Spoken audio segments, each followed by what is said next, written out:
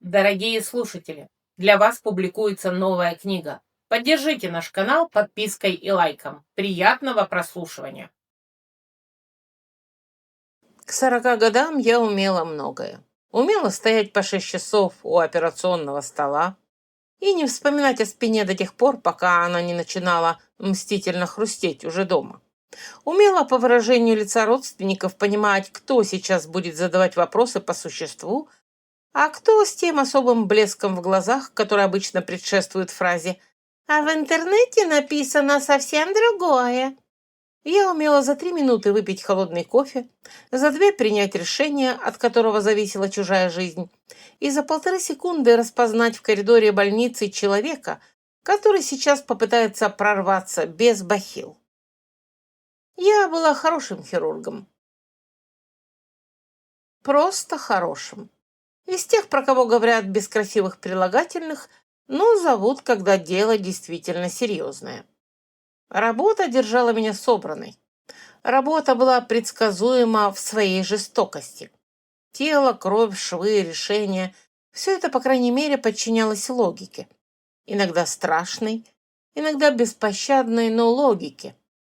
А вот личная жизнь, как выяснилось, нет. Если бы мне пришлось составлять список собственных ошибок, я бы, конечно, начала не с мужчин. Для этого я слишком честный человек. Сначала туда вошли бы переутомление, привычка все тащить на себе, болезненная вера в то, что если ты достаточно полезна, сильна и надежна, то мир однажды это оценит. Но мужчины, безусловно, заняли бы почетное место где-нибудь в первой 5. С Андреем я познакомилась не в романтической обстановке, а в аптеке возле больницы. Он стоял впереди меня и спорил с фармацевтом о каком-то лекарстве. Так заботливо и терпеливо, что у любой нормальной женщины автоматически включается внутренний механизм. О, мужчина, который говорит спокойно и не кричит на людей в очереди. Как оказалось, это еще не повод доверять ему документы на квартиру. Но тогда я этого не знала. Он был обаятельным ровно в той степени, которая не выглядела подозрительно. Ни приторным, ни театральным, ни липким. Просто внимательным. Из тех мужчин, которые умеют запоминать, какой кофе ты пьешь, и при этом не выглядеть занесенным в Красную книгу. Он умел слушать, смеяться в нужный момент, сочувствовать без лишнего пафоса. И, что особенно опасно, он никогда не торопил события.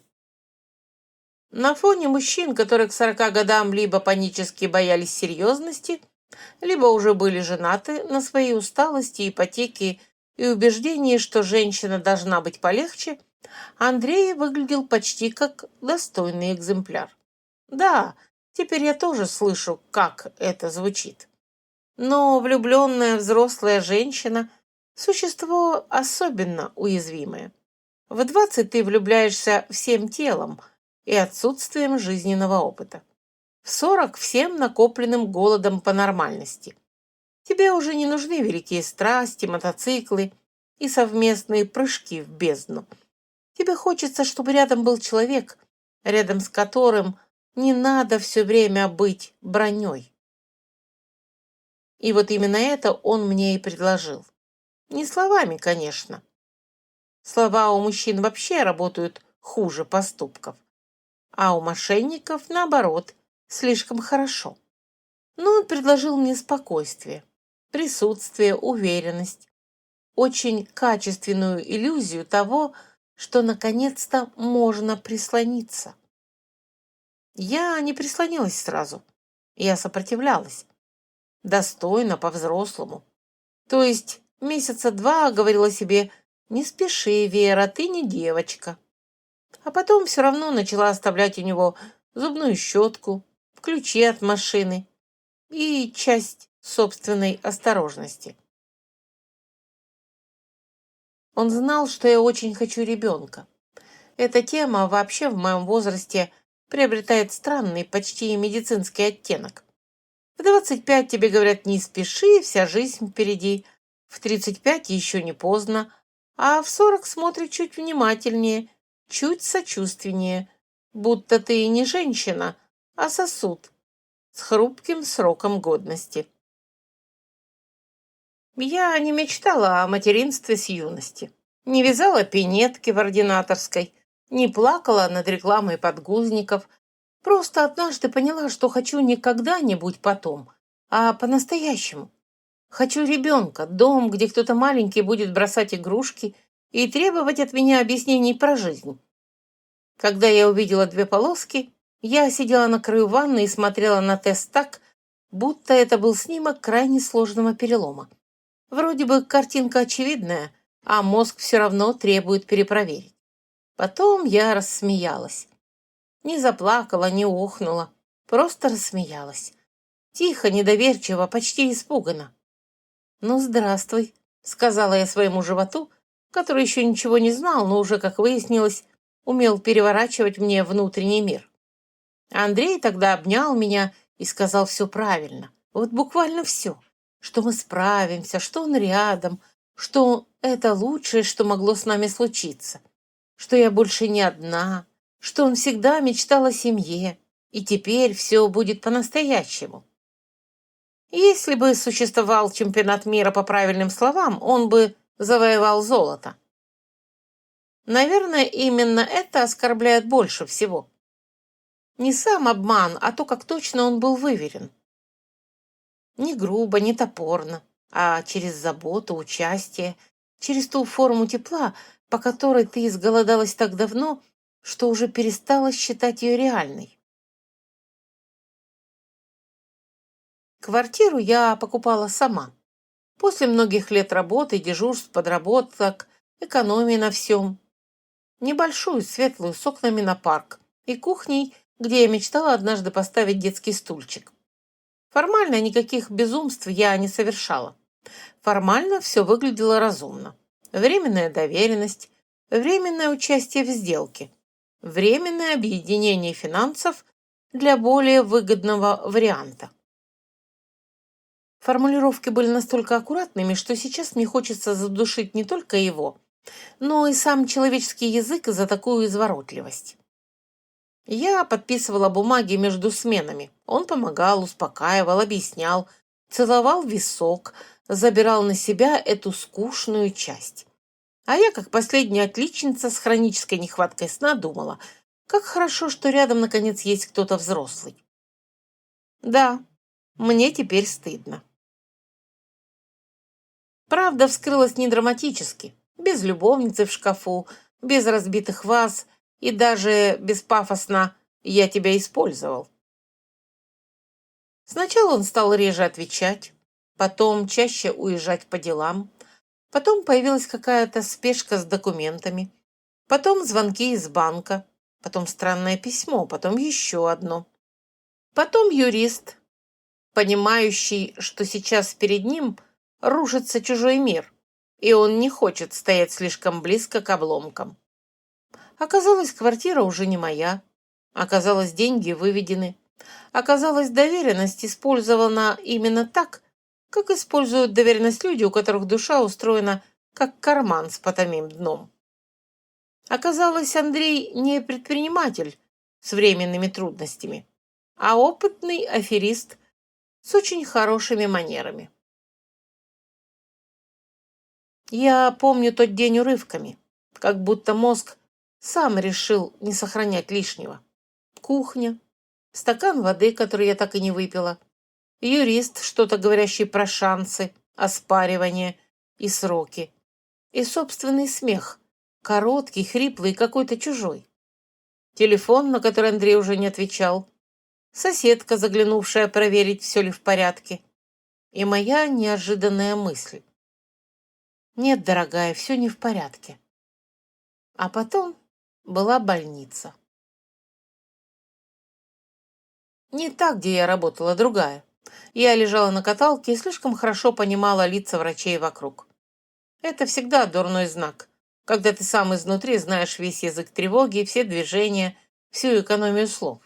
Стресс, кровотечение, потеря беременности. Сухие слова, очень профессиональные, очень точные. После этого мир не рухнул. В этом и была особая жестокость. Он продолжал работать. Машины ехали, люди покупали хлеб. В мессенджере приходили сообщения от коллег. Все шло дальше так спокойно, будто из меня только что не вырвали кусок будущего. Я не плакала все первые сутки, и вторые тоже. Я лежала, смотрела в потолок и думала, что человеческий организм удивительно живуч. Даже тогда, когда душа уже официально написала заявление об увольнении. Плакать я начала позже, дома. Вернее, в том месте, которое еще вчера называла домом, а теперь оно больше напоминало плохо освещенную декорацию к чужой подлости. Я сидела на полу в пустой гостиной, среди коробок, документов, и вдруг поняла, что самое страшное произошло не только с моим телом. Самое страшное — то, что я поверила в надежность, совместимость, в то, что можно передать часть веса другому человеку, и он не уронит тебя специально. Через неделю я вернулась на работу, потому что счета не оплачивают себя сами, потому что чужие аппендиксы, кишечники не интересуются драмой хирурга, потому что если ты стоишь у стола и у тебя в руках скальпель, то хотя бы на несколько часов мир снова подчиняется понятным законам. А еще потому, что если бы я осталась одна со своими мыслями дольше, чем на выходные, меня, вероятно, пришлось лечить бы уже не хирургически. В тот вечер, когда все закончилось, я просто шла по улице. Без цели. Без особого желания жить красиво, правильно или хотя бы осмысленно. В пакете у меня лежали яблоки, ключи и рецепт на успокоительное, который я не собиралась использовать. И я шла и думала, что, наверное, хуже уже быть не может. Как показала дальнейшая практика, это была очень самоуверенная мысль.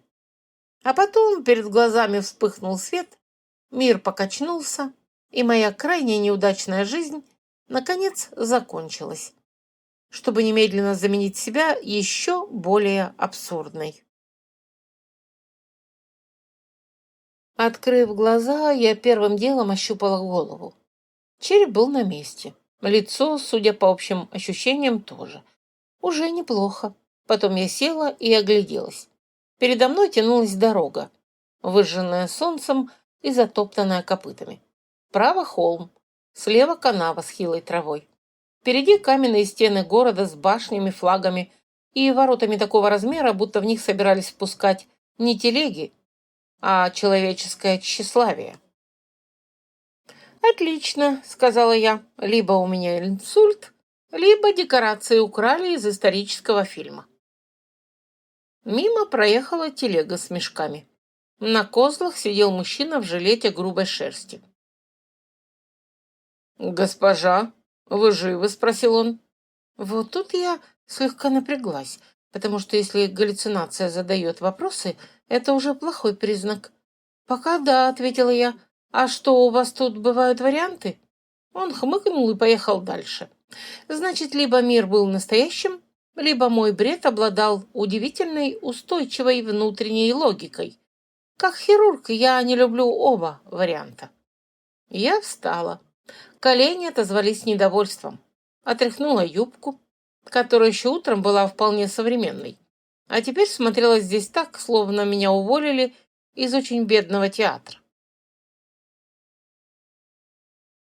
К воротам я дошла в том состоянии, в каком люди обычно либо начинают новую жизнь, либо требуют кофе и тишины.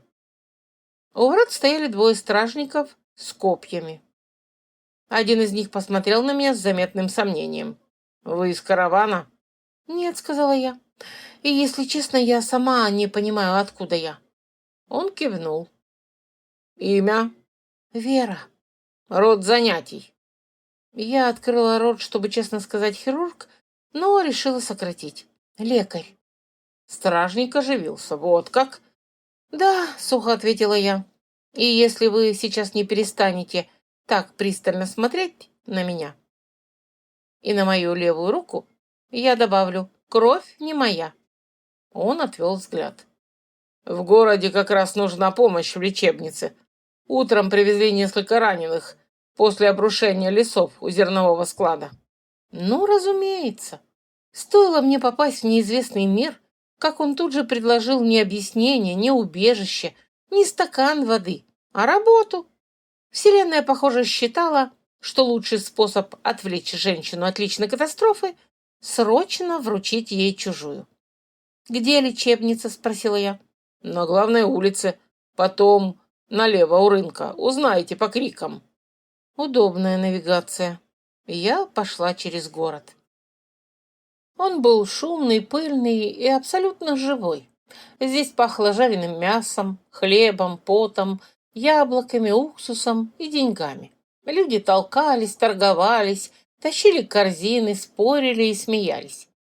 У меня было странное ощущение, будто я провалилась не просто в другое время, а в очень древнюю, упрямую версию жизни, где все честнее. Если тебе плохо, ты орешь. Если голоден, ешь. Если ранен, ищешь того, кто умеет зашивать. Лечебницу я действительно нашла по крикам. Во дворе суетились люди. Кто-то тащил кипяток, кто-то бинты, кто-то явно только мешал. Я остановилась на пороге, вдохнула, выдохнула и впервые за долгое время почувствовала не ужас, не пустоту, а привычную злую собранность. Внутри лежал мужчина с рассеченным бедром, и трое местных лекарей смотрели на него с таким беспомощным видом, от которого у меня начался профессиональный тик. «Так», — сказала я, — «кто из вас главный? И почему пациент все еще истекает кровью?» Они обернулись. Я тоже обернулась, мысленно. На свою прежнюю жизнь, на все, что потеряла, на все, чего уже не будет. Потом мысленно закрыла дверь. Плакать было некогда. Сначала нужно остановить кровь. На длинном деревянном столе лежал мужчина лет 50. Крепкий, бородатый и серый лицом. На бедре глубокая рваная рана. Кровь уже не била, но шла уверенно, как человек, которому некуда торопиться, потому что все равно он добьется своего. Над ним склонился плотный господин с круглым лицом, в фартуке, и с видом человека, которого назначили главным исключительно потому, что он громче остальных вздыхает. «Мы приложили лист», — сообщил он мне. «Что?» «Капустный». Я закрыла глаза на секунду. «Зачем?» «Он охлаждает». И, безусловно, вызывает у раны чувство уважения. «Простите?» «Ничего, отойдите». Я подошла к столу, быстро проверила пульс, зрачки, дыхание. Если не задет крупный сосуд полностью, шанс был хороший. Если задет, еще можно было вытянуть. Но если мы продолжим говорить о капусте, то нет. «Как вас зовут?» — спросила я у Круглого. «Бром, старший лекарь». «Прекрасно, Бром. Сейчас вы либо слушаетесь меня, либо потом объясняете семье этого человека, почему решили бороться с кровопотерей овощами». Он надулся, но отошел. Уже хорошо. «Ты», — ткнула я пальцем в юношу с вытаращенными глазами. «Чистую ткань, много. Ты, кипяток. А ты, чего стоишь? Держи ему плечи, если начнет дергаться». Мужчина на столе застонал и открыл глаза. «Где я?» «Между жизнью и идиотизмом», — сказала я. «Но я намерена склонить ситуацию в пользу жизни, так что лежите спокойно». Он, кажется, ничего не понял, но послушался. Пришлось работать быстро и на том, что было. К счастью, принципы хирургии мало зависят от эпохи. Если кровит — останови, если грязно — очисти.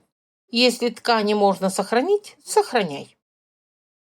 Все остальное уже вопрос условий, инструментов и того, насколько мир сегодня настроен к тебе враждебно. Мир, надо признать, колебался. Бром сначала шипел мне под руку, потом начал смотреть внимательнее, потом замолчал, а потом стал подавать то, что нужно, уже без вопросов. Когда мы закончили перевязку и наложили швы настолько аккуратно, насколько позволяли местные нитки, раненый уже дышал ровнее. Я выпрямилась, почувствовала, как ноет поясница, и только тут поняла, что за все время никто не спросил, откуда я вообще взялась. Прекрасные люди. Сначала спаси нам пациента, а потом, может быть, представишься. Он выживет? Тихо спросил юноша с вытаращенными глазами. Если вы снова не начнете лечить его салатом, то да. Бром посмотрел на меня уже иначе. Вы правда лекарь? Нет, я чрезвычайно убедительная самозванка. Конечно, я лекарь. Где вы учились? В хорошем месте, ответила я. А как называется? Уже не важно. Это прозвучало резче, чем я хотела. Но просто иногда прошлое, как плохо заживший шов. Снаружи вроде держится, а тронь и снова ноет. Бром, к его чести, не полез дальше. «Нам нужна помощь», — сказал он. «У нас двое с переломами, мальчик с жаром и старик, который кашляет уже 3-й месяц». «Вы останетесь?» Я огляделась. На скамье у стены лежала женщина с перевязанной рукой. В углу плакал ребенок. За ширмой кто-то хрипло ругался. Снаружи орали торговцы. Я не знала, как вернуться назад. Не знала, есть ли вообще это назад. И не знала, хочу ли обратно в ту точку своей жизни, где все было официально знакомым, но уже разваленным. Зато я точно знала одну вещь. Здесь я хотя бы понимала, что делать. «Останусь», — сказала я. И словно в ответ на это решение дверь распахнулась, и в лечебницу вошел мужчина в дорогой одежде, тщательно подстриженной бородой и лицом человека, который привык входить так, чтобы все сразу поняли. Вот пришла важность. За ним следовали двое слуг и тонкий запах власти. «Что здесь происходит?» — спросил он. «Лечение», — ответила я. Бром побледнел. «Милорд Ратмар!» Вот оно что. Начальство. Великолепно. И я только появилась в этом мире, уже успела кого-то спасти, и, кажется, сейчас наживу себе первого врага. Рабочее начало. Лорд Ратмар был из тех мужчин, которых природа создает по единому образцу, а потом щедро расселяет по всем эпохам. Хорошая ткань, хорошие сапоги, тяжелый перстень, уверенный взгляд и выражение лица человека, который давно забыл, что другие люди существуют не только для того, чтобы вовремя кланяться. Он осмотрел лечебницу так, будто лично допустил ее существование. Потом перевел взгляд на меня. «А это кто?» Я уже открыла рот, но Бром опередил. «Милорд, эта женщина спасла пекаря Хольма. У него была тяжелая рана бедра, а она весьма искусна». Мне понравилось это «весьма искусно». Ратмар подошел ближе. «Ваше имя?» «Вера». «Род?» «У меня сейчас нет настроения на биографию». Он прищурился. «Вы чужестранка?» «Если это вопрос, то да. Если обвинение, то тоже да, но с меньшим энтузиазмом». Бром тихо закашлялся. А Ратмар вдруг улыбнулся. Той самой холодной улыбкой, которой обычно награждают или очень полезных людей, или будущих покойников. «Во дворце заболел король», — сказал он. «Его лечат лучшие специалисты, но лишние умелые руки не помешают. Вы отправитесь туда». «Нет», — ответила я. В лечебнице наступила такая тишина, что стало слышно, как где-то в углу кто-то нервно чешется. «Что вы сказали?» — уточнил Ратмар. Я сказала нет. Слуги замерли. Бром закрыл глаза. Ратмар подошел ближе. «Вы, вероятно, не понимаете, с кем говорите». «Наоборот. Я слишком хорошо понимаю этот типаж. Самоуверенный мужчина, убежденный, что мир — это плохо обученный персонал». Его улыбка исчезла.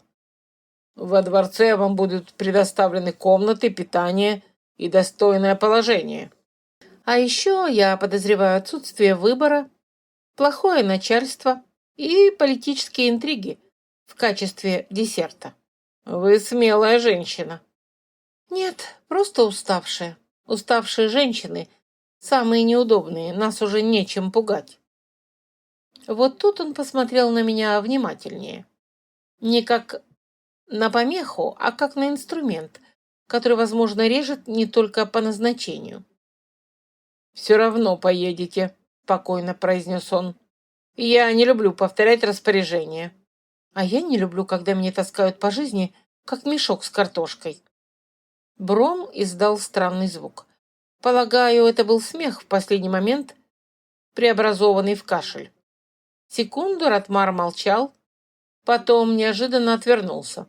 «Собирайтесь, лекарка, карета ждет», и вышел. Я смотрела ему вслед и думала о том, что у некоторых людей спина тоже умеет хамить. «Мне кажется, вы только что подписали себе массу неприятностей», — заметил Бром. «Не впервой. Но вы все же едете?» Я оглядела лечебницу. Здесь я уже успела немного пригодиться. Но если во дворце и правда болен король, то там, скорее всего, не только болезнь. Там интересы, страх, борьба за влияние. В такие места обычно лучше не ехать. Но, следовательно, именно туда меня сейчас и повезут. «Еду», — сказала я, — «но без восторга».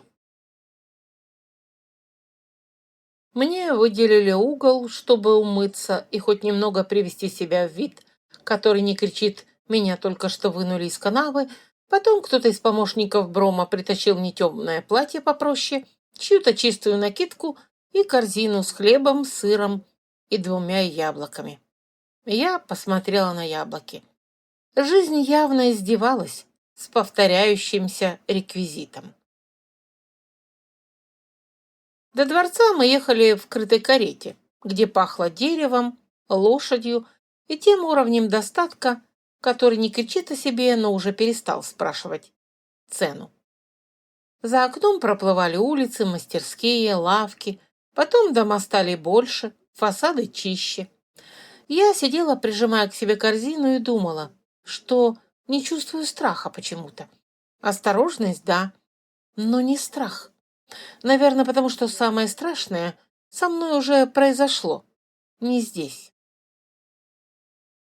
Дворец встретил меня лестницами, слугами, полированным деревом и напряжением, которое всегда висит в больших домах, где слишком многое зависит от настроения немногих. Меня провели не в покое короля, а сначала на кухню. Пока ожидайте. Кухня оказалась громкой и шумной. В котлах кипело, повара орали, ножи стучали. И среди всего этого беспорядка было одно тихое место. Длинный стол у стены, на котором стояла миска с супом. Я посмотрела на суп. Суп посмотрел на меня, и между нами сразу возникло полное взаимопонимание. Я села, взяла ложку и только собралась сделать первый глоток, как рядом раздался мужской голос. «Судя по вашему лицу, вы готовы убить за эту миску». Я подняла глаза. Передо мной стоял худой молодой мужчина с растрепанными темными волосами. В простой рубахе, без украшений. Лицо открытое, взгляд внимательный. И улыбка не наглая. «Не за миску», — ответила я, — «а того, кто попытается ее отнять». Он усмехнулся и сел напротив. «Тогда я воздержусь. Я Элиас». «Вера». «Вы новая дворцовая лекарка?» «Похоже, да. Не успела прийти в себя, а меня уже трудоустроили». Он засмеялся. И почему-то именно в этот момент я впервые за очень долгое время почувствовала, что, возможно, жизнь не закончилась. Она просто снова решила надо мной поэкспериментировать. Есть 2 типа людей, способных завести разговор с измученной женщиной в момент, когда она впервые за день добралась до еды. Первый тип – идиоты, второй – люди с хорошей интуицией, которые понимают, что если выбрать правильный тон, тебя не убьют ложкой. Юноша, напротив, судя по всему, принадлежал ко второму типу.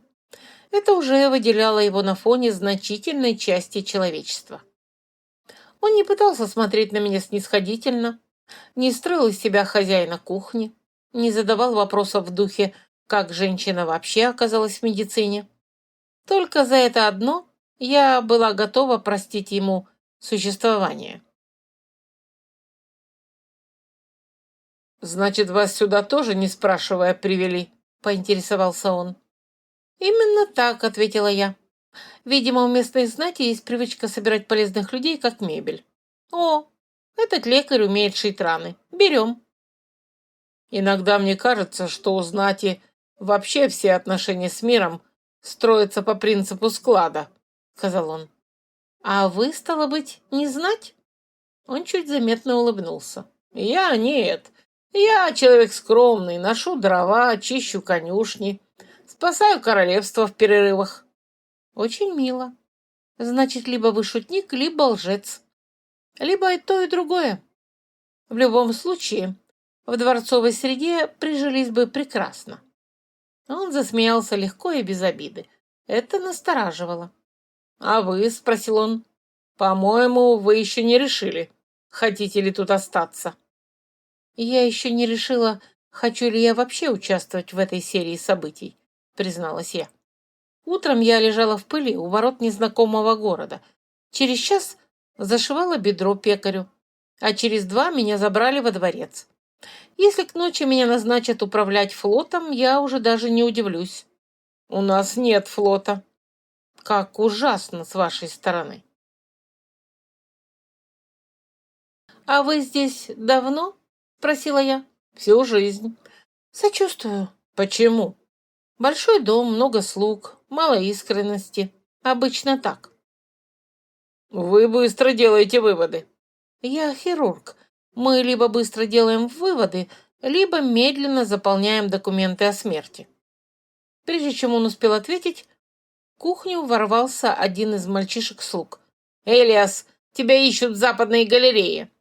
Юноша даже не вздрогнул, только кивнул. «Передай, что я сейчас приду». Мальчишка умчался, я проводила его взглядом. «У вас, значит, много дел для человека, который носит дрова?» «Дрова — основа государства», — сказал он. «Без них все быстро теряют величие». С этим трудно спорить. И в этот момент у двери показалась девушка. Высокая, крепкая, в дорожном плаще. И с тем выражением лица, которое я особенно люблю у женщин. Я пришла не нравиться, я пришла решать. Она увидела Элиаса и сразу изменилась в лице. Совсем чуть-чуть, но мне хватило. Усталые женщины прекрасно распознают взгляды людей, которые друг в друга уже вляпались. «Вот ты где?» — сказала она ему. «Очевидно», — ответил он. Потом он повернулся ко мне и сказал: «Это Ильда». Она взглянула на меня внимательно и без жеманства. «Вы новая лекарка?» «Если верить последним приказам, да. А если верить моим планам на жизнь, то нет». Уголок ее рта дернулся. «Тогда вы мне уже нравитесь». «Не торопитесь», — сказала я. «У меня тяжелый характер и очень ограниченное терпение». «У меня тоже». «Отлично. Значит, поладим». Меня привели к королю не сразу, а после того, как заставили пройти через 3 коридора, 2 лестницы и 1 зал с портретами предков. Пока мы шли, я успела сделать важный вывод. Большие дворцы строят с одной тайной целью, чтобы человек, вызванный по делу, успел по пути устать, разозлиться и морально сдаться. Со мной такой вариант не работал. У дверей королевских покоев меня встретили 2 стражников, личный слуга и пожилой лекарь с серебряной цепью на шее. Именно эта цепь должна была сообщать окружающим: «Я тут главным». «Вы та самая чужестранка?» — спросил он. «Если вы так обозначаете женщину, которую притащили сюда без предварительного собеседования, то да». «Я мастер Орен, королевский лекарь». «Поздравляю». «Не понял». «А что тут понимать? Вы представились, и я вежливо признала факт вашего существования». Он явно не привык к такой манере. «Милорд Ратмар сказал, что вы искусный», — произнес он. «Но предупреждаю сразу, здесь не место для самодеятельности». «Замечательно, потому что я тоже не люблю самодеятельность, особенно если она с титулом и советами не по делу». Орен поджал губы, но спорить не стал, а я уже прошла в покое. Король лежал на широкой постели у окна. На вид лет 60. Крепкий когда-то мужчина, сейчас заметно осунувшийся. Кожа горячая, дыхание тяжелое. На столике чаши с отварами, тряпки, запах уксуса и трав. Я подошла ближе. «Давно он так?» — спросила я. «5-й день», — ответил Орен. «Жар, слабость, кашель, боль в груди». «Кашель с мокротой?» «Да». Я приложила ладонь к лбу короля, послушала дыхание, попросила повернуть его чуть на бок. На вдохе справа внизу явственно слышалась тяжесть. Пневмония? Вполне возможно, и, судя по всему, давно запущенная. Без моих привычных средств будет особенно весело. Но даже в этом мире у человеческого организма хватало способов либо бороться, либо сдаваться. «Он пил?» — спросила я слугу. «Немного бульона утром. А воды?» «Мало». «Прекрасно. Значит, обезвоживание вы уже организовали. Теперь давайте попробуем медицину». Орен шумно втянул воздух. «Вы себе слишком много позволяете». «Нет, мастер Орен, слишком многое позволяли себе здесь до меня». Слуга отвернулся. «Сочувствую. Быть рядом, когда два лекаря меряются компетенцией, почти всегда неприятно». Я распорядилась сменить влажные тряпки, приподнять изголовье, поить короля маленькими порциями, приказала принести чистую посуду и убрать половину резко пахнущих трав. Когда я вышла из покоя, в коридоре меня ждала Ильда. «Ну?» — спросила она. «Он тяжело болен», — сказала я, — «но пока жив». Во дворце все на нервах. Я заметила.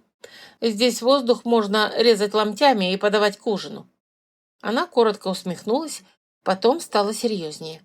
Ратмар собирает вокруг себя советников. Говорит, если королю станет хуже, он захочет сам управлять страной до решения вопроса о наследнике. А наследник есть? Ильда на миг замешкалась, и это было очень красноречиво. «Есть», — ответила она, — «только не все так просто». «Во дворцах никогда не бывает просто», — вздохнула я. «За это я их и не люблю». «Вы быстро все понимаете». «Нет, я слишком часто видела людей, которые считают чужую слабость своим шансом». Ильда отвела взгляд. И в этот момент я поняла, дело не только в короле, не только в Ратмаре, и уж точно не в медицине. Здесь был узел, где сошлись болезнь, власть и чья-то очень личная беда. А значит, мне снова предстояло влезть туда, куда нормальные люди стараются не соваться. Ну что ж, моя главная жизненная ошибка всегда была не в том, что я влезаю, а в том, что потом хорошо справляюсь. Вечером я нашла Ильду во внутреннем дворе, где она с таким видом точила нож, будто представляла на его месте как минимум 3 конкретных мужчин. Честно говоря, это сразу вызвало у меня уважение. Мне всегда нравились люди, которые не прячут настроение за бессмысленной улыбкой. Это экономит время. «Это хозяйственный нож или политический?» — спросила я. Она подняла глаза. «Пока хозяйственный, но я гибкая». Похвальная черта. Я села рядом на скамью и с облегчением вытянула ноги. Ильда молчала, продолжала водить лезвием по бруску. Вечер был теплый, двор тихий. Нормальный человек, наверное, счел бы такую обстановку спокойной. Я же за последние дни выработала новый критерий. Если никто не орет, не истекает кровью и не пытается тобой распоряжаться, это уже почти отпуск. «Вы с Элиосом давно знакомы?» — просила я. Почему вы спрашиваете? Потому что я не слепая. И потому что вы оба смотрите друг на друга так, будто мир вокруг вас только мешает. Она фыркнула. Это так заметно? Для человека с жизненным опытом, да. Для мужчин во власти, возможно, нет, если вы только не начнете целоваться на совещании. Ильда улыбнулась. Мы знакомы 3 года. Сначала он скрывал, кто он. Я думала, что он просто работает при конюшнях и слишком много читает. Уже подозрительно. Потом оказалось, что он умеет ездить верхом лучше половины охраны, знает все дворцовые ходы и спорит с советниками так, будто делал это еще с детства. Еще подозрительнее. А потом выяснилось, что он наследник. Ну да, вздохнула я. У юношей вообще есть неприятная привычка не сообщать главное. Некоторые прячут титул, некоторые долги, некоторые жену. Она взглянула на меня осторожно, но не стала лезть в душу. За это я была ей благодарна. «И что теперь?» – спросила я. «А теперь Ратмар хочет выдать меня замуж за барона Тольма. Ему нужны его земли и союз, а я, по его мнению, подходящая монета для обмена». «Барон красив? У него подбородок, как сундук для зерна». «Значит, нет». «И пахнет он так, будто регулярно обнимается со своими охотничьими сапогами. Теперь картинка завершена». Она тихо рассмеялась и тут же снова стала серьезной. «Элиас хочет поговорить с советом открыто, но пока король болен, это опасно. Если Ратмар поймет, что у нас есть поддержка, он ударит первым». «Он и так ударит», — сказала я. «Такие люди не ждут повода. Они просто предпочитают, чтобы повод выглядел прилично на бумаге». Я произнесла это слишком спокойно, и мне стало ясно, что я говорю уже не только о Ратмаре. Некоторые мужчины удивительно одинаковы, хоть живя они в доме с электричеством, хоть в каменном дворце. «Вы его ненавидите?» — сказала Ильда. «Ратмара нет». «Я не о нем». Вот за это я ее и зауважала окончательно. Умная, видит больше, чем спрашивает. Я посмотрела на свои руки. Сильные, привычные, надежные руки. «Был один человек, — сказала я, — очень убедительный. Из тех, кто сначала говорит именно то, что тебе нужно услышать, а потом забирает все, что ты не успела спрятать. Так что теперь у меня аллергия на обаятельных мужчин, властных интриганов и фразы вроде «доверься мне». Она кивнула так серьезно, будто это был не сарказм, а практическая инструкция. В этот момент во двор вбежал мальчишка-слуга. «Госпожа лекарка! Госпожа Ильда! Королю хуже, а милорд Ратмар требует всех в малый зал. И еще, там господин Элиас спорит с кем-то из совета». Я встала. Ну, конечно. Ночь, болезнь, совет. Спорящий юноша и девушка, которую пытаются выгодно пристроить. Осталось только добавить пожар в конюшне, и можно смело продавать билеты. «Идем», — сказала я Ильде. Она убрала нож за пояс и поднялась рядом со мной. «Как думаете, все совсем плохо?» «Думаю, что я здесь меньше суток, а меня уже уверенно затягивает в чужую семейную катастрофу. Это плохой признак. А хороший? Хороший в том, что я терпеть не могу, когда катастрофа плохо организована». И мы пошли в малый зал, навстречу болезни, интригам и моему совершенно нелепому карьерному росту. Зал был освещен свечами и людским раздражением. За длинным столом сидели мужчины в дорогих одеждах с цепями, печатями и физиономиями, на которых природа старательно выписала важность, жадность и недостаток самокритики. У стены стояли стражники, у окна Ратмар, который даже в полумраке умудрялся выглядеть так, словно пространство принадлежало ему по праву рождения. А в центре стоял Элиас. Причем стоял он уже совершенно не так, как человек с кухни, который якобы носит дрова. Спина прямая, голос спокойный. Передо мной был не обаятельный бездельник, а мужчина, которого всю жизнь учили держаться прямо. Ну, конечно. Почти сразу захотелось подойти и сказать: «Юноша, если вы еще хоть раз представитесь мне работником конюшни, я лично вручу вам вилы для поддержания образа». «И повторяю», — говорил Элиас, когда мы с Ильдой подошли ближе, «пока король жив, никто не имеет права самовольно менять порядок управления и навязывать решения, выгодные только одной стороне». «Одной стороне?» — переспросил Ратмар. «Какая странная формулировка. Я забочусь о стабильности королевства». «Вы заботитесь о своей власти», — ответил Элиас. По залу прошел легкий шелест. Я встала у стены, скрестила руки и с интересом уставилась на происходящее. Если уж меня насильно включили в чужую дворцовую драму, я хотя бы имела право смотреть на нее с профессиональной неприязнью.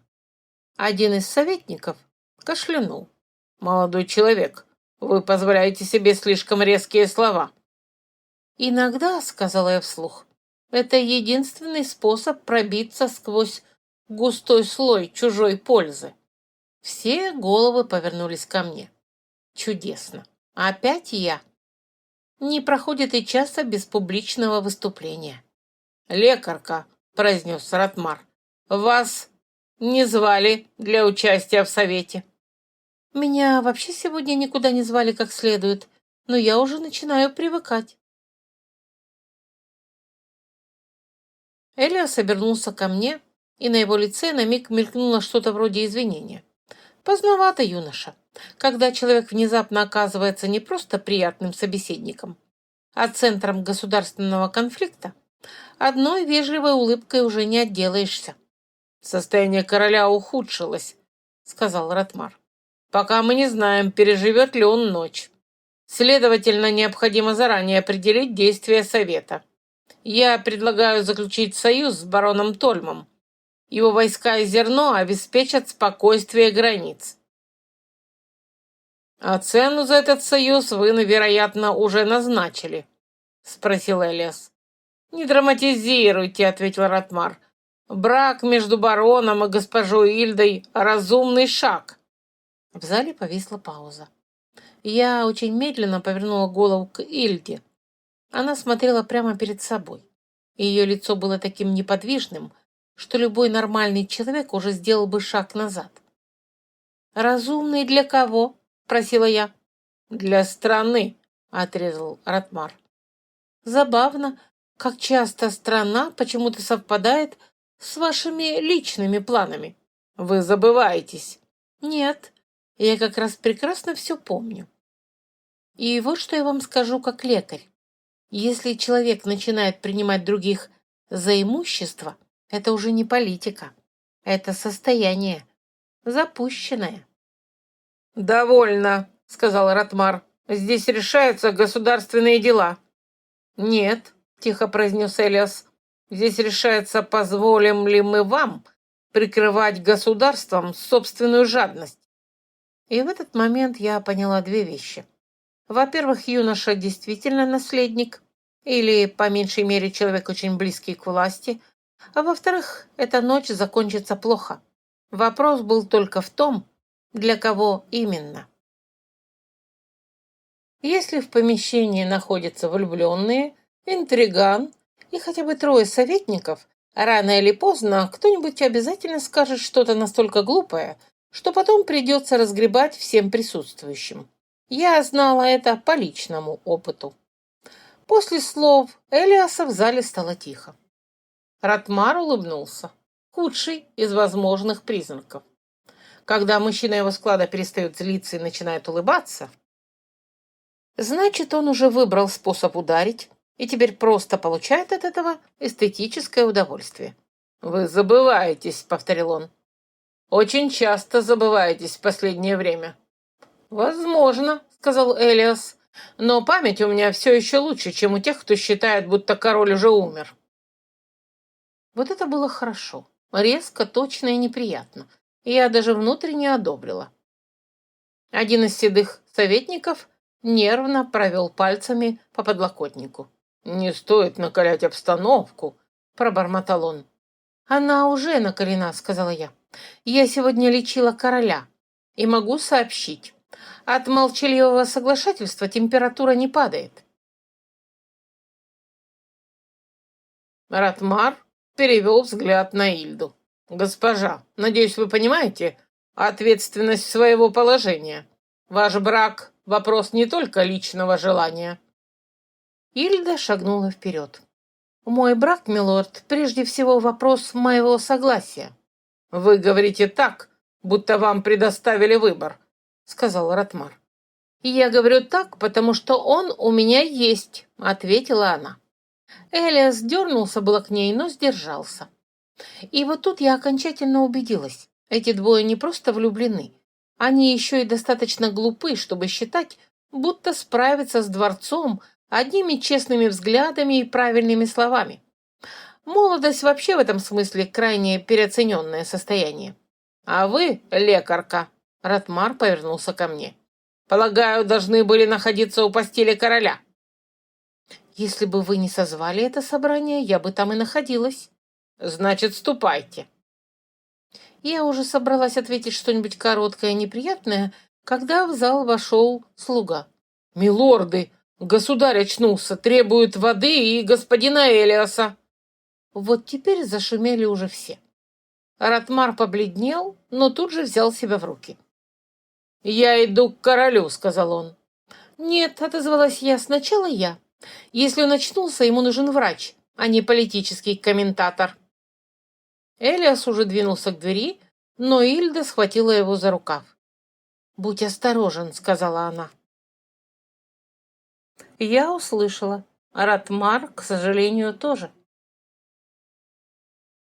«Осторожность сейчас всем не помешает», — произнес он. Пока советники поднимались со своих мест, я шагнула ближе к Ильде. «Слушай меня внимательно», — сказала я. «Что бы сейчас ни произошло, не оставайтесь одна и не спорьте с Ратмаром без свидетелей». «Вы думаете, он способен?» «Я думаю, что мужчины, привыкшие распоряжаться чужими судьбами, всегда способны на большее, чем хочется верить приличным людям». Она кивнула. Элиас посмотрел на меня через плечо. «Спасибо», — сказал он. «Поблагодарите меня позже», — ответила я. «Желательно в обстановке, где никто никого не собирается женить ради зерна». Мы вышли из зала почти одновременно. В коридоре все снова пришло в движение. Слуги бежали, стража перестраивалась, придворные шептались. Дворец дышал тревогой, как огромный больной организм, где каждый орган давно работает сам по себе, и только чудом все еще не наступил полный отказ системы. А я шла к королю и думала, что хуже всего в чужих интригах даже не сама подлость. Хуже, что в них опять втягивают тех, кто просто хотел жить нормально. Когда я вошла в королевские покои, там уже царил тот особый вид беспорядка, который обычно возникает, когда больному стало хуже, окружающие испугались, а полезных действий совершили ровно вдвое меньше, чем лишних движений. Король полусидел на подушках. Тяжело дышал и пытался что-то сказать. Слуга суетился с чашкой воды. Орен стоял рядом с лицом человека, оскорбленного самим фактом, что пациент соизволил очнуться не по графику. «Все вон, кроме слуги и мастера Орена», — сказала я с порога. «Я сам решу, кто здесь останется», — начал Орен. «Нет», — ответила я, — «вы 5 дней уже решали. Теперь моя очередь». Странно, как уверенный тон экономит время. Половина лишних свидетелей вышла почти сразу. В дверях остались Элиас и Ратмар. Я оглянулась на них. «Если собираетесь спорить, выйдите оба. Если способны хотя бы 5 минут помолчать, стойте». Элиас кивнул, Ратмар сжал губы, но остался. Я наклонилась к королю. «Вы меня слышите?» «Да». «Хорошо. Не пытайтесь много говорить, пейте понемногу и дышите ровнее». Он сделал глоток воды, закашлялся, но уже не так тяжело, как раньше. Лихорадка все еще держалась, но в глазах появилась ясность. «Где мой сын?» — спросил он. Элиас шагнул к постели. «Отец, я здесь». Ратмар застыл так, будто на миг потерял способность красиво двигаться. «Ваше Величество, вам не стоит сейчас волноваться», — быстро произнес он. Король перевел на него тяжелый взгляд. Даже больной и ослабленный, он все еще умел смотреть как человек, привыкший, что после этого взгляда кто-то либо замолкает, либо начинает оправдываться. «Мне стоит», — выдохнул он. «Я слишком долго был болен, а вокруг слишком много желающих помочь». Вот за это я его сразу зауважала. Человек едва держится, а иронию не потерял. Практически коллега по выживанию. «Ваше Величество», — сказала я, — «вам нужно беречь силы». Он перевел взгляд на меня. «Вы не из наших». «Так заметно?» «Вы говорите как человек, который не боится». Я усмехнулась. «Боюсь. Просто у меня плохой характер и мало терпения к глупости. Страх с этим плохо уживается». «Хорошо, что вы здесь». Это, признаться, было приятно. За последние месяцы мне не так уж часто говорили, что хорошо, что я где-то есть. А король, который едва не отправился на тот свет, внезапно оказался деликатнее многих здоровых. «Элиас», — снова сказал он. «Да, отец, не дай ему». Он не договорил, но и не требовалось. Все и так знали, кому именно не стоит ничего давать. Ратмар тоже знал, и потому выглядел как человек, которому внезапно напомнили о существовании свидетелей. Я повернулась к нему. «Милорд», — сказала я почти любезно, — «государю нужен покой, а вам, полагаю, воздух, свежий, очень срочно». Он посмотрел на меня с холодной яростью. «Вы переходите границы». «Нет, я их как раз вижу, в отличие от некоторых». На этот раз Элиас не сдержал короткой улыбки. Орен сделал вид, что изучает миску с водой, а слуга вообще, кажется, внутренне молился всем известным ему силам, чтобы его не уволили за одно присутствие при этом разговоре. Ратмар развернулся и вышел. Когда дверь за ним закрылась, король устало прикрыл глаза. Элиас стоял рядом, и в его лице впервые проступило не достоинство наследника, а простое человеческое облегчение сына. Я посмотрела на него и вздохнула. «Ну что ж», — сказала я, — «поздравляю, вы официально перестали быть конюхом в моих глазах». Он почти рассмеялся, но сдержался. «Простите». «Потом», — сказала я, — «сначала выживем, разберемся с вашим милым родственником по политике, а уж затем я решу, насколько громко на вас сердиться». И, к собственному удивлению, я поняла, что уже говорю это не как случайная чужестранка, а как человек, которого эта дурацкая семейная история почему-то начала касаться. Когда за Ратмаром закрылась дверь, в комнате наконец стало легче дышать. Король задремал, и я махнула Элиусу в сторону двери. Разговор с ним следовало провести до того, как меня снова отвлекут на политику, перевязки или чью-нибудь внезапную совесть. Мы вышли в соседнюю галерею. Элиас остановился у колонны. «Я должен был вам сказать раньше, кто я», — начал он. «Должны были», — согласилась я, особенно после того, как уселись напротив меня, с лицом честного конюшенного философа. «Это не было игрой ради удовольствия». «Конечно, это была игра ради выживания. Во дворцах все всегда ради выживания, власти или брака». «Я не лгал вам из недоверия. Я просто не знал, можно ли вам доверять». «Это разумно», — сказала я. «Я тоже не знала, можно ли доверять вам. Вы слишком вежливый для простого работника и слишком скромный для дворца. Такое всегда подозрительно». Он коротко рассмеялся, но тут же снова стал серьезным. «Совет расколот. Часть пойдет за Ратмаром, если отец снова сляжет. Особенно, если он успеет заключить союз с Тольмом». «То есть вы с Ильдой в самом центре политической мясорубки? Поздравляю!» Молодость у вас выдалась насыщенная. Я люблю ее. Я это уже заметила. Вы оба смотрите друг на друга так, будто мир мешает вам.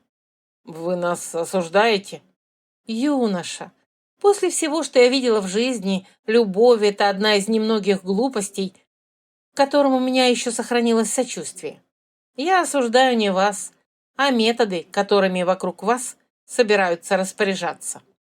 Но если вы из-за своей благородной сдержанности и хорошего воспитания доведете дело до катастрофы, я лично устрою вам обоим воспитательную беседу. Я запомню. В этот момент в галерее показалась Ильда.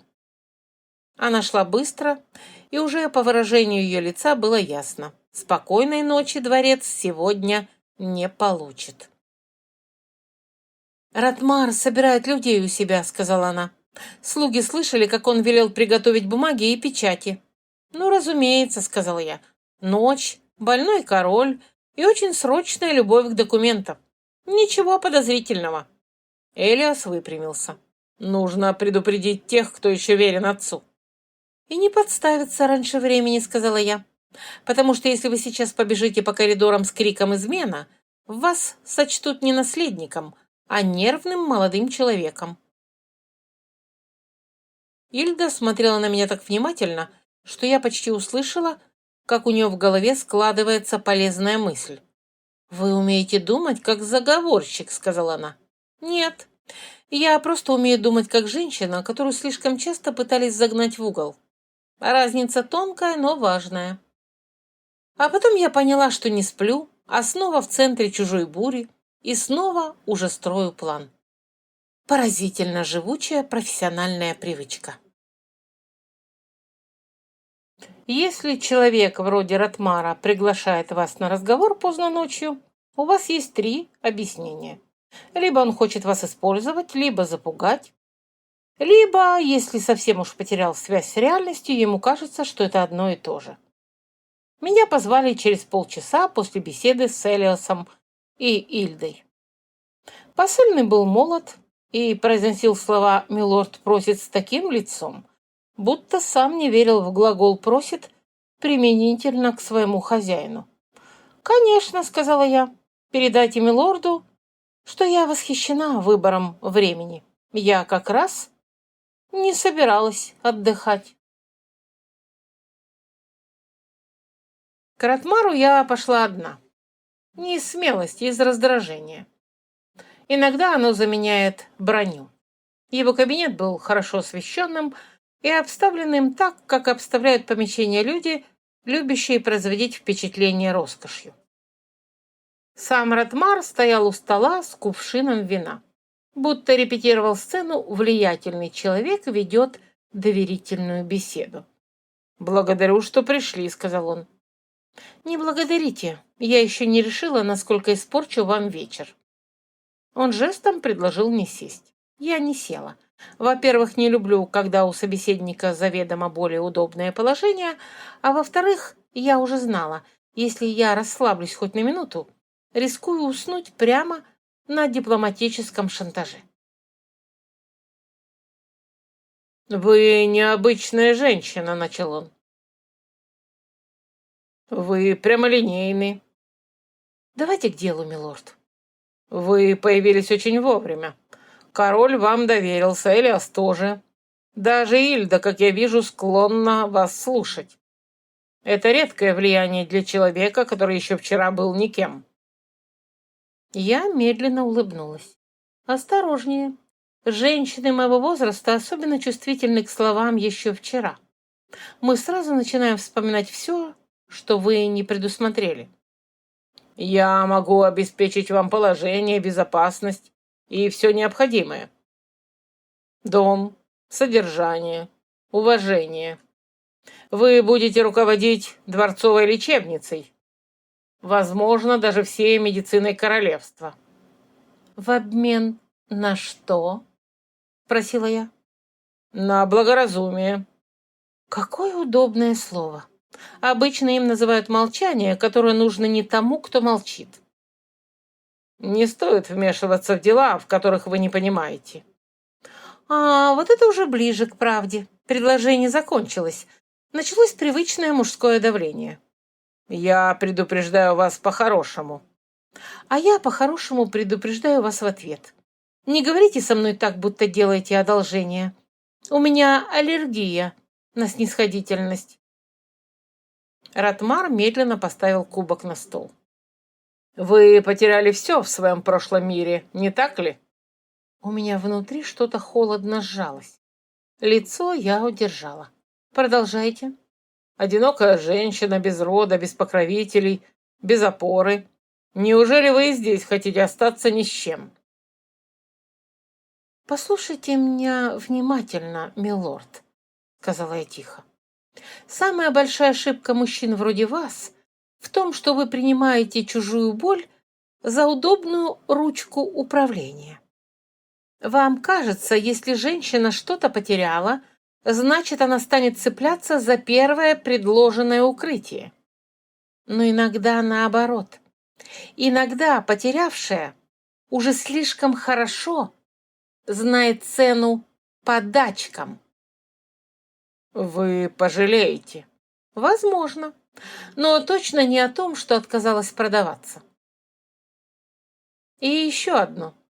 Если вы хотите казаться великодушным, не наводите справки о чужих бедах с такой дурной изобретательностью. Это мелко. Уже взявшись за ручку, я услышала за спиной. Вы привязались к ним слишком быстро. Я обернулась. Нет, милорд, я просто не люблю, когда из молодых людей делают разменную монету. Вид у них потом несчастный, а у меня на это профессиональная неприязнь. И я вышла. В коридоре остановилась и только там позволила себе выдохнуть. А потом из темноты шагнула Ильда. «Ну?» — спросила она. «Все предсказуемо», — ответила я. «Сначала покупали, потом угрожали. Ничего нового». И, к собственному удивлению, поймала себя на мысли, что рада ее видеть. Очень опасное чувство. Ильда выслушала мой рассказ молча и только под конец так стиснула зубы, что стало ясно.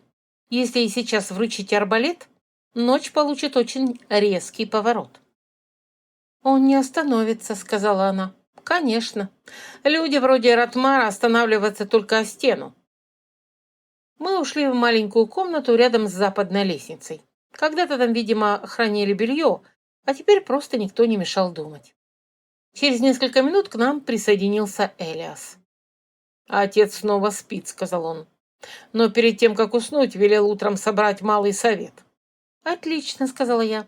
«Значит, у нас есть шанс, что Ратмару придется врать не в уютном полумраке, а при дневном свете и свидетелях». Элиас сел на край сундука, я прислонилась к стене. «Часть советников поддержит отца, если увидит, что он в сознании», — сказал Элиас. «Но Ратмара может успеть подделать бумаги или представить все так, будто король говорил в бреду». «Тогда нужно не мнение, а факты», — сказала я. «Кто видел его действия? Кто слышал распоряжение о браке Ильды с Тольмом? Кто готов подтвердить, что он торопился с печатями?» «Слуги», — ответила Ильда, — «и двое младших песцов». «Слуги боятся», — заметил Элиас.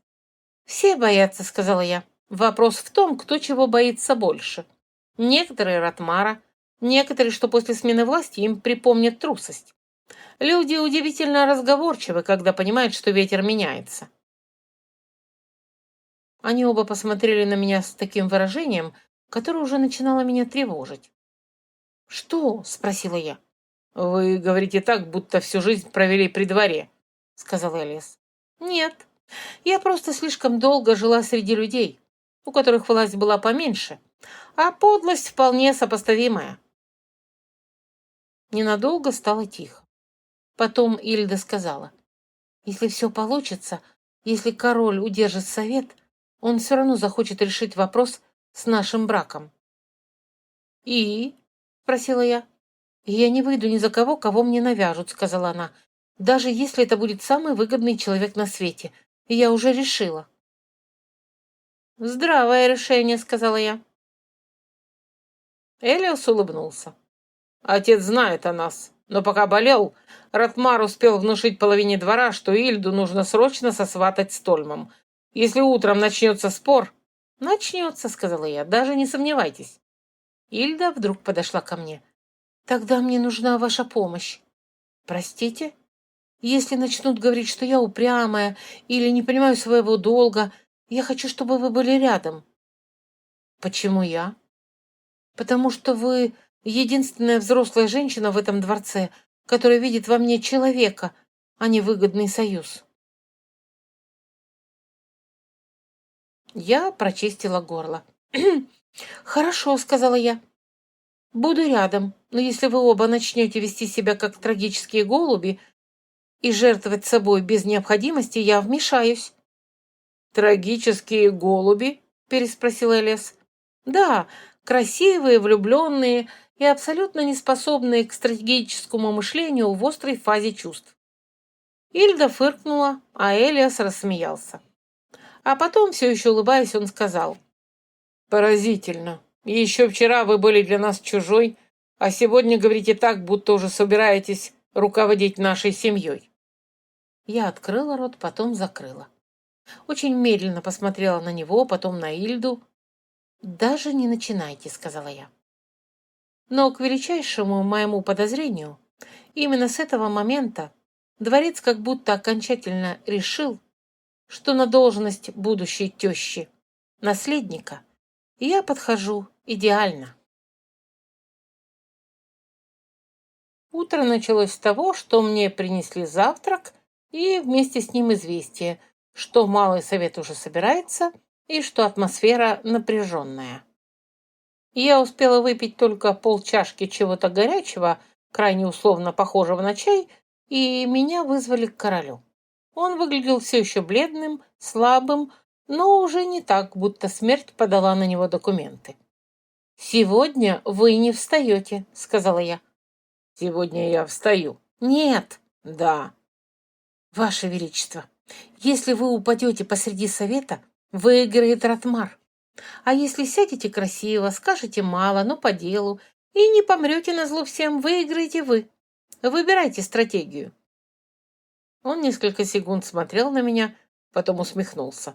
«Не понимаю, как я раньше без вас жил».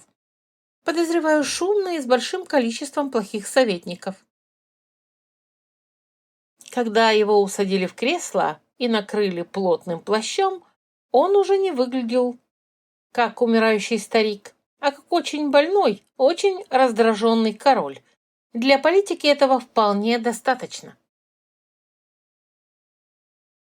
В малом зале собрались все. Советники, стража, слуги у стен, Орен с лицом человека, который решил поддерживать ту сторону, где меньше шансов выглядеть дураком. Ильда прямая, как копье, Элиас слишком спокойный, чтобы это было естественно. И Ратмар собранный, с выражением лица, я все еще думаю, что смогу выкрутиться. Ратмар шагнул вперед первым. «Ваше Величество, вам не следовало утруждать себя». «Мне, — перебил король, — следовало утруждать себя раньше. Тогда у некоторых было бы меньше свободного времени». Я чуть не зааплодировала. «Молодец!» Советники загудели еще тише. Ратмар поклонился. «Все наши действия были продиктованы заботой о государстве».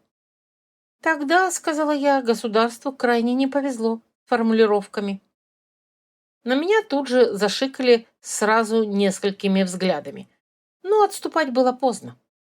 Король велел подать ему бумаги, приготовленные ночью. Те самые с печатями, срочными распоряжениями и прочей заботой о стране.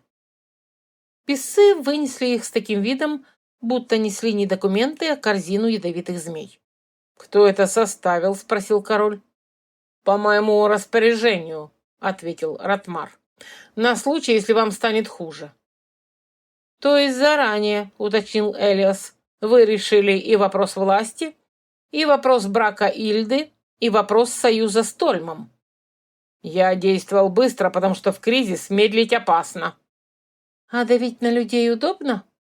Элиас воспользовался моментом. Мой отец жив и способен говорить сам. И он не давал милорду Ратмару права распоряжаться ни советом, ни мной, ни судьбой Ильды. «У вас есть доказательства?» — спросил Ратмар. Вот тут и вышли вперед два младших писца. Бледные, но решительные. А за ними пожилой слуга короля, потом еще один, потом старший стражник. Вид у Ратмара стал такой, будто он внезапно осознал существование окружающих как отдельной породы проблемы. Оказалось, он велел готовить бумаги до того, как король очнулся. Оказалось, он говорил о браке Ильды как о решенном деле. Оказалось, он приказал ограничить доступ к королевским покоям и не сразу передал совету весть об улучшении состояния государя. Все по отдельности еще можно было объяснить заботой, а все вместе уже только жадностью и плохо прикрытой срочностью. Король выслушал молча, потом перевел взгляд на Ратмара и сказал: «Вы забыли, брат мой, что государство — это не ваш карман». В зале стало тихо. «Я действовал ради трона», — произнес Ратмар. «Нет», — сказал Элиас, — «ради кресла рядом с ним». И на этот раз возразить ему было уже нечего. Ратмара не арестовали с криками и драматическими жестами, к сожалению. Его просто лишили печати, должности, права находиться при совете и велели до дальнейшего распоряжения не покидать Западную башню. С практической точки зрения разумно. С эстетической я была разочарована. «И это все?» — спросила я у Элиаса. «Для начала да. Потом отец решит, что делать дальше». «Понимаю. Все это прекрасно. Но, по-моему, иногда человеку полезно хотя бы раз в жизни получить сковородкой по башке». Он посмотрел на меня с почти детским изумлением. «Вы часто решаете конфликты так радикально?» «Нет, я обычно предпочитаю слова. Просто у некоторых людей иммунитет к словам, а организм все равно требует справедливости». Совет понемногу расходился. Те, кто вчера был готов соглашаться с Ратмаром, сегодня уже старательно изображали преданность короне. Короля увезли обратно в покои, где я сразу же запретила пускать к нему кого-либо, кроме слуг Орена и ближайшей семьи. Под словом «семья» я имела в виду Элиаса. Но, как выяснилось, двор уже включил в эту категорию еще и Ильду, а к вечеру, кажется, уже и меня. Когда все более-менее улеглось, Ильда поймала меня в галерее и обняла. Я застыла. Не потому, что неприятно, наоборот. Просто слишком давно меня не обнимали без задней мысли. Это, оказывается, дезориентирует сильнее, чем дворцовый заговор. «Спасибо», — сказала она мне в плечо. «Не за что», — ответила я. «Я просто не люблю хамов с политическими амбициями». Она отстранилась и улыбнулась. Устала и счастлива. И в этот момент она показалась мне не грозной женщиной с ножом за поясом, а просто молодой. Очень молодой, настолько, что мне вдруг захотелось проверить, ела ли она вообще сегодня или не простудилась ли на этих сквозняках. Тревожный симптом. Именно с таких мелочей и начинается материнский инстинкт. Позже нас позвали к королю. На этот раз он уже сидел в постели. Злой, уставший и потому значительно более похожий на правителя, чем вчера. У кровати стоял Элиас. «Оставьте нас», — велел король всем остальным. Когда дверь закрылись, он сначала посмотрел на сына, потом на Ильду, потом на меня. «Я был слеп», — сказал он. «Болезнь помогла это понять быстрее, чем хотелось бы. Я знаю о вас двоих. И я знаю, что если сейчас начну говорить о долге, союзе и выгоде государства, то потеряю сына, а девушка возненавидит весь этот двор еще до свадьбы». «Очень здоровая оценка ситуации», — сказала я. «Если вы оба по-прежнему хотите этого брака, — сказал король, — я не стану препятствовать». Ильда первой пришла в себя. «Хотим, Ваше Величество». «Очень хотим», — добавил Элиас. Я вздохнула. «Господи, какие вы все-таки юные. Даже необычно». Король перевел взгляд на меня.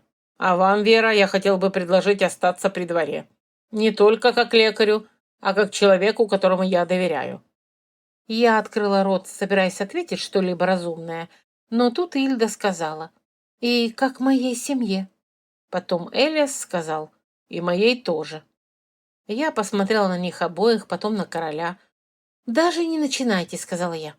«Я еще морально не готова стать чьей-либо родственницей на официальной основе». «Поздно», — усмехнулся король. «Боюсь, двор уже все решил». Свадьбу решили не играть немедленно. Король еще восстанавливался, совет лихорадочно делал вид, что никогда не ошибался, а западная башня с Ратмара внутри служила всему замку полезным напоминанием. Если слишком долго считать людей вещами, рано или поздно сам становишься предметом мебели. Мне выделили комнаты рядом с лечебницей, не роскошные, и слава богу. После всех этих событий мне хотелось жить не среди золота и тяжелых занавесок, а просто в светлых комнатах, спокойных, с окном в сад и длинным столом, на котором можно было разложить травы, записи и инструменты. Первую ночь я почти не спала, не из-за страха. Просто все, что произошло, наконец-то начало укладываться в голове, как после слишком длинного дежурства. Когда ты вдруг садишься в ординаторской и понимаешь: вот тут я держалась, тут злилась, тут работала на автомате. Я сидела у окна, смотрела на сад и впервые за долгое время позволила себе вспомнить не только боль, но и пустоту после нее. Того ребенка, которого я не успела родить, тот дом, который у меня отняли, ту жизнь, что обрушилась так глупо и подло, будто у судьбы кончились приличные сюжеты, и она начала брать из дешевых. Я думала, что если выживаешь после такого, то должен стать или железным, или пустым. Оказалось, есть третий вариант. Можно остаться живым. Не поломанным? Нет. Это было бы слишком красиво, но живым вполне. Утром ко мне в лечебницу пришел Орен. «Я хотел...» «Только не говорите, что уважать меня», — перебила я. «У меня на такие сцены аллергия». «Я хотел спросить, как вы определяете воспаление в груди так рано?» Вот это уже был разговор. К полудню я объясняла местным лекарям все, что могла объяснить без электричества, лаборатории и желания кого-нибудь встряхнуть. Они слушали внимательно. Даже Бром приехал из городской лечебницы и, увидев дворцовую суету, прошептал: «Я же говорил, с вами будут неприятности». На что я честно ответила: я тоже говорила, но, как видите, нас никто не слушал. Через несколько дней король уже ходил по комнате, ворчал на еду и требовал сводки по делам. Это был лучший признак выздоровления из возможных. А еще через несколько дней ко мне пришли Элиас и Ильда. Вдвоем. «Если вы сейчас скажете, что хотите поговорить о будущем, я притворюсь мертвой», — предупредила я. «Мы ненадолго», — сказала Ильда. «Это говорят все, которые потом задерживаются на час». Элиас прислонился к косяку двери. «Мы хотели узнать, останетесь ли вы». «Здесь?» «С нами», — уточнила Ильда. «Вот ведь коварные дети. Сначала спасаем королевство и отношения, а потом они стоят и смотрят так, будто ответ для них действительно важен». Я медленно отложила ножницы. «Я не умею обещать навсегда», — сказала я. После всего, что было, у меня вообще сложные отношения с громкими словами. «А мы и не просим навсегда», — сказала Ильда. «Мы просим остаться, пока вам самой этого хочется». «Это ужасно разумный подход», — сказала я. «Кто вас так хорошо воспитал?» «Видимо, жизнь», — сказала Ильда. Я встала, подошла к ним. «Останусь», — сказала я, — «но с условием». «Каким?» — спросили они хором. «Во-первых, не жениться из упрямства, а то я вас знаю. А во-вторых, не втягивайте меня в каждую семейную ссору. И в-третьих, если кто-нибудь из вас хоть раз назовет меня мамой в порыве нежности, я выдам вам обоим по ведру и отправлю чистить конюшни». Они засмеялись. «Согласны», — сказала Ильда. «Безоговорочно», — подтвердил Элиас. Я кивнула. И вдруг поняла, что это чувство внутри не пустота и не боль. Скорее, странное, теплое согласие с жизнью, которая опять все перепутала, все испортила и каким-то нелепым образом вывела меня туда, где я снова нужна. Не так, как раньше, а может быть даже честнее. Если вдуматься, стать тещей раньше, чем матерью, абсурд. Это почти оскорбление логики. Но, с другой стороны, моя биография давно уже смотрела на логику, как на рекомендательное письмо, а не обязательный документ. Так что я просто вздохнула, посмотрела на этих двоих и сказала: «Ну что ж, дети, раз уж вы все равно меня выбрали, постарайтесь хотя бы жить так, чтобы мне не пришлось вас регулярно спасать». Элиас улыбнулся и сказал: «Мы постараемся, но ничего не обещаем». «Вот и славно», — ответила я. «Значит, семья уже настоящая». Конец. Автор книги Тиса и Серж Луис. Друзья, спасибо, что были с нами до конца этой истории. Если вам понравилась аудиокнига, поддержите ее лайком и комментарием. Для нас это действительно важно. Подпишитесь на наш канал. Впереди вас ждут новые миры, магия, любовь и истории, в которые хочется возвращаться снова и снова. До скорой встречи!